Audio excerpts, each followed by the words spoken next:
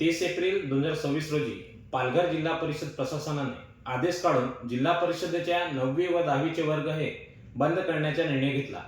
पालघर जिल्हा हा आदिवासी बहुल जिल्हा असून जिल्हा परिषद शाळांमध्ये 90% आदिवासी विद्यार्थी शिक्षण घेत आहेत। अशा आदेशामुळे हे विद्यार्थी शिक्षणापासून बाहेर फेकले जातील व भविष्य परत एकदा अंधारात नेण्याचे काम हे जिल्हा परिषद प्रशासन करत आहे। जिल्हा परिषदेची स्थापना मुळात ग्रामीण भागातील आरोग्य, रस्ते, शिक्षण याची अंमलबजावणी करण्याकरता 1 मे 1962 रोजी करण्यात आली।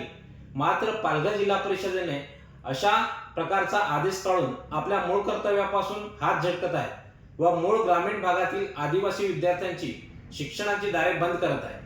प्रशासनाने त्वरित हा आदेश मागे घ्यावा, अन्यथा DYFI पालघर जिल्हा कमिटी व आमदार विनोद निकोले यांच्या नेतृत्वाखाली विद्यार्थी व पालक यांचे बेमुदत आंदोलन जिल्हा परिषद पालघर यांच्या कार्यालयावरती करण्यात येईल व याची संपूर्ण जबाबदार हे जिल्हा परिषद पालघर प्रशासन राहील।